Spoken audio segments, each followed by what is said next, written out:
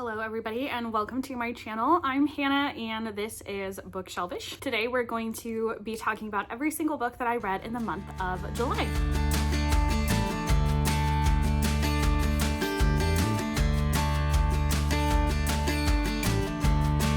Okay, so if you've seen one of these before, one, you know my hair probably is done and it's not today, so that's new and different. Two, usually I start these off with some statistics before we get into what I actually read and my thoughts about it. So I'm just gonna roll through these really quick. I get all of these graphs, which I'll post on either of these sides of the video from the Storygraph, which is one of my favorite book tracking apps. I in total use Goodreads, the Storygraph, and then I use kind of my own creation in Notion, which we won't really be talking about today. But last week I posted a video that goes through all how I use Notion, so if you're interested, go ahead and check that out. So during the month of July, I read a total of 17 books. This is right on target for what I try to read every month in order to make it to 200 books a year. I had my top moods as emotional, adventurous, tense, mysterious, lighthearted. So those are all pretty normal. I feel like they cycle through what my very top reads were every single month. Pace, I have a 12% fast and 88% medium. No slow books, which also isn't surprising to me because I don't really have a good time reading slow paced books, but usually I do have one or two still somehow. That's right on target also for what I look for. I read 6% of books under 300 pages, 78% 300 to 499, and then 18% 500 plus. Also pretty normal. 100% fiction. I don't really read nonfiction if I can avoid it. The occasional memoir here and there, but not very often. And then genres, my top were fantasy and romance. I had 10 fantasy books, 9 romance books, 6 contemporary, 5 young adult, 1 dystopian, and 1 literary. Format, I have 24% print, 29% audio, and 47% digital. I did read a lot of digital books this month, and I didn't think I read as many audio that I apparently did. I felt like I read like 1. It must have been more than that. And then star ratings, my average rating is 4.06, which is pretty good. I had 5 stars. That can't be right. Oh, that includes rereads. That's why. 5 stars, 8 4 stars, and 4 3 stars, and nothing below that, which is honestly pretty good in terms of reading months. Let's pop on over to this page. So these are just some stats of what I like to track. So my total TBR now is at 708 books. I didn't unhaul any books this month. Look at me go. I will be getting rid of some of the ones we're talking about today though, because I do try to not keep books that are 3 stars or under unless they're part of a series that does have some 4-star and up books. I read 4 arcs this month. I read 13 books total. That's everything except arcs. 11 were off my shelf and 2 were rereads. And then I acquired 10 books. Of those 10 books that I acquired, I'd already read 2 of them. So I actually felt pretty good about that number. Okay, let's jump into it then. I'm not talking about these in any specific order. I am going to come over here and pull up my ratings just to make sure that I don't speak out of turn or misremember something. So let's jump into it. The first book that I read in July was Check and Mate by Ali Hazelwood. I didn't think that this was super YA. It felt very like new adult or adult just because of a lot of the spicy talk, not necessarily spicy behavior. But I also, little known fact, used to be in chess club when I was younger, and so I really enjoyed the chess aspect of this book. I have read an Ali Hazelwood before, only one though. I've read Bride, and this is obviously very different from Bride, but I did enjoy it. I listened on audio and I think I gave it 4 stars. Next up is Scythe and Sparrow. This is by Brynne Weaver. This is the last in the Ruinous Love trilogy, I believe is what it's called. I would say I rank this, Butcher and Blackbird is still my favorite, then this one, then Leather and Lark. So it eked out right in the middle. I did enjoy this one. I listened to it on audio as well. I liked it. I don't think it's particularly memorable in the way that Butcher and Blackbird was for me, but I still did enjoy it and I'm excited to see what Brynne Weaver does next. I also gave this one 4 stars. I don't know if I said that. 4 stars. Next up, I've got The Rewind by Alison Wynne Scotch.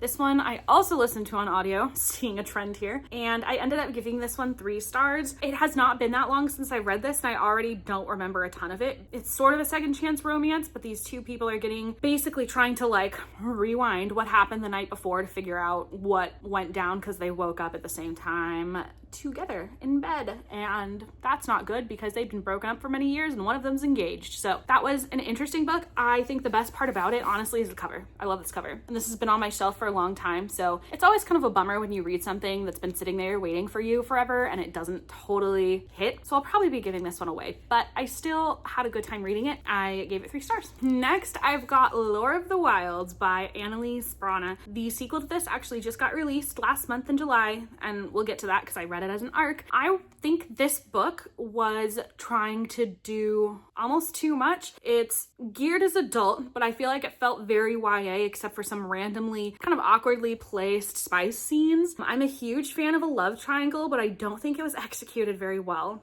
here. I don't know. I think I wanted more from this one. This is the Fairy Loot edition. You can see how beautiful it is. I think once I have my own little free library, this will likely be headed in there. I don't know that I necessarily want to keep it. Look how pretty that is. But I do love the spreads, so I have a hard time with that. The way that it ended did leave me with a lot of hope for the sequel though, which we'll talk about now. So the sequel, Lore of the Tides, released July 8th. I read this as an ARC. I thought it started off really well. It was an interesting concept. I was tracking. This is just a duology, so I knew this one was going to be the last book. I feel like it really just kind of lost steam about halfway through, and I kind of lost interest, and then it started being kind of awkward, I thought, at times, and it just wasn't my favorite. So I don't think this duology is one that I would necessarily recommend, but for the right reader, obviously, it might work great. So that was Lore of the Tides. I gave both Lore of the Wild and Lore of the Tides 3 stars. Next up, I have The Half King by Melissa Landers, another beautiful Fairy Loot book. I just like a moment for this whole, like, are you kidding me? Anyway, so The Half King, I'll start with this. I have a hard time sometimes with fantasy novels that are sort of basically just poking at religion the entire time. This definitely did this. The villain was a priest essentially, and I don't know, I had a hard time with it. The concept was super unique and interesting though. There's these ruling families, they all have curses where the firstborn has something, I don't want to say like wrong with them. There's like a family curse related to their role in this war against the gods. I have a hard time with it.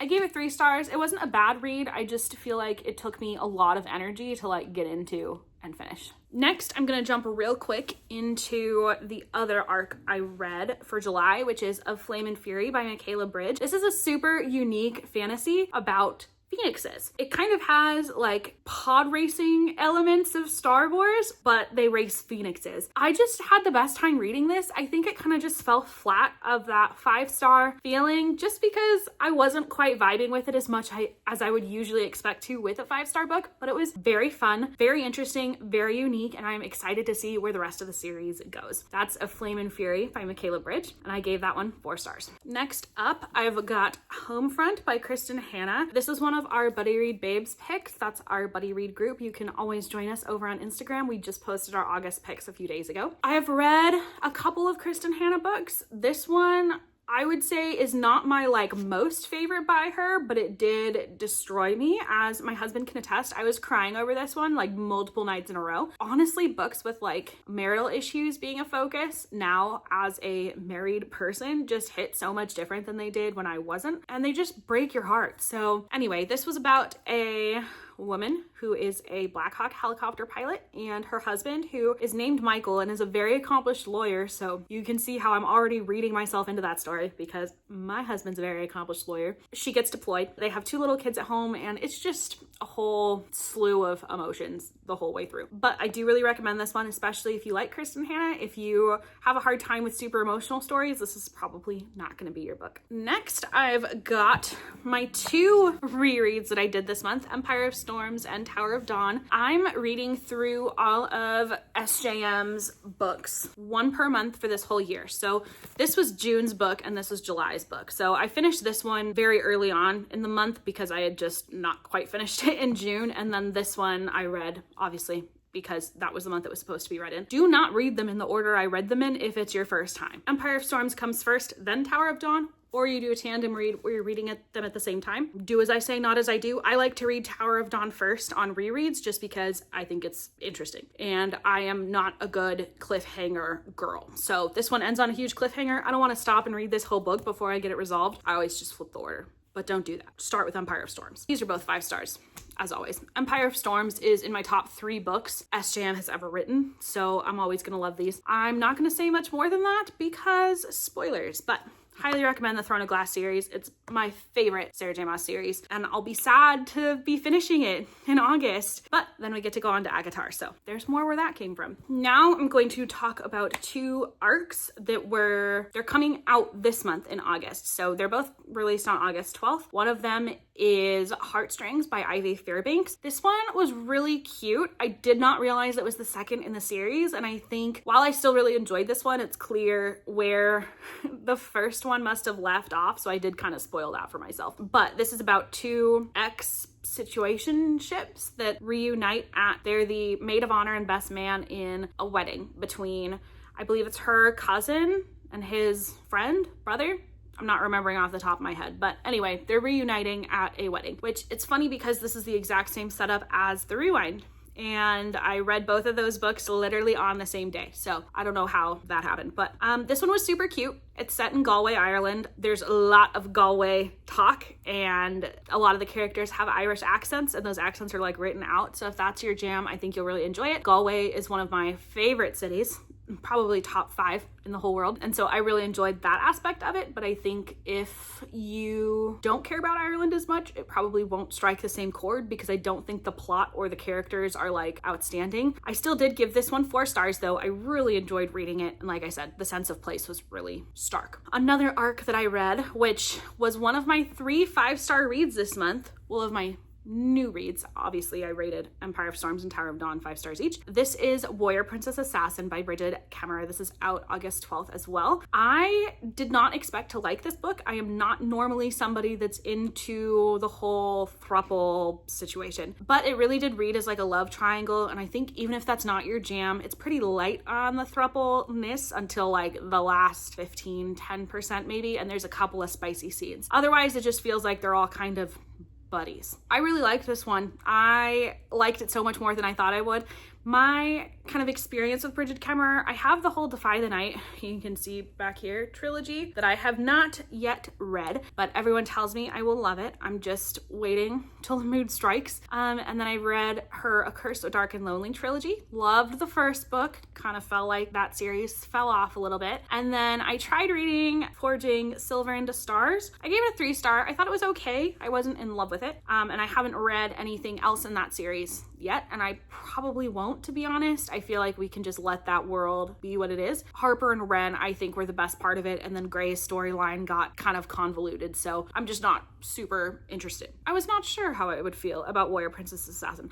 Oh, and then I've also read Letters to the Lost, which is one of her YA contemporary books, and that was in my top 10 books of the year last year. I loved that one, and I never see it talked about like anywhere. So if you're looking for a Letters to the Lost, it's kind of like a YA Dead Romantics almost. Highly recommend. Getting back to Warrior Princess Assassin, my expectations were not really one way or the other on this, and I actually kind of thought that I wouldn't like it. So the fact that it eked out a 5 stars, it's a good book, and I'm excited for everybody to read it. I read it, like I said, as an arc. I believe I'm getting a special edition of it in one of my book boxes, and I can't wait to have it on my shelves. So that's Warrior Princess Assassin, 5 stars. Next up, we've got The Art of Racing in the Rain. I listened to this one on audio. If you are a dog lover, you should read this book. I've heard everywhere that it like emotionally devastates you. It really didn't hit me as much as I thought it would, but having the whole thing narrated through the dog's perspective, there's just something so heartwarming about it, and you just feel for all of the characters so much, and it just made me want to give my dog an extra squeeze. I love him so much. So I would recommend this one. I thought it was really sweet. It's kind of not what I usually read, but I'm glad I read it. I gave it 4 stars. Next up, I've got The Glass Sword, or just Glass Sword.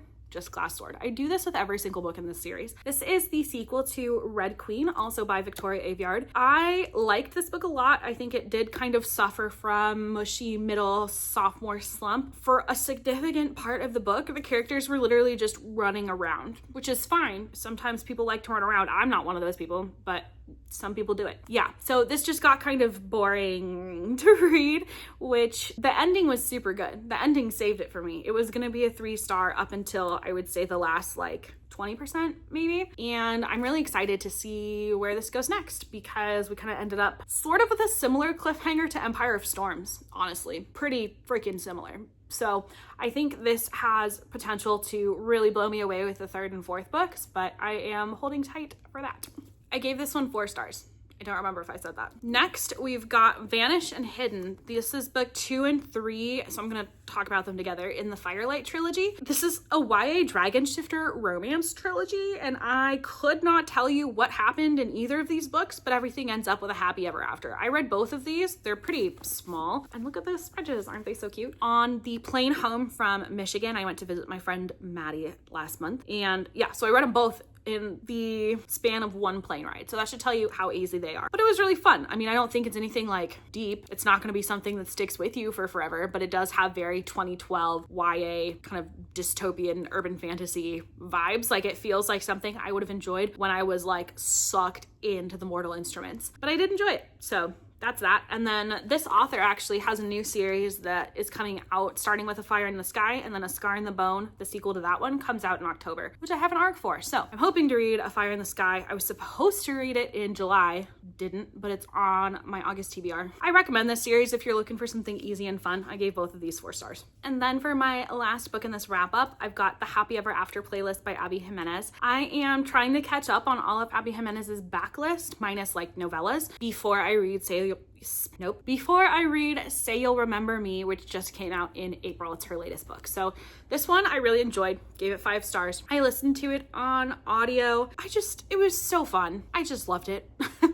I'm not really a huge rock star romance person always, but it really worked for me here. So it's interesting that this month I read this and then Heartstrings at the same time. And then I also read The Rewind and Heartstrings at the same time. And they have very similar elements to each other. So I think you'll really enjoy this if you love Abby Jimenez's writing. I love Abby Jimenez's writing, so this was awesome.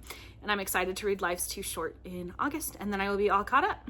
That is everything that I read in July. Thank you so much for watching, and I hope you guys have the best day. Bye.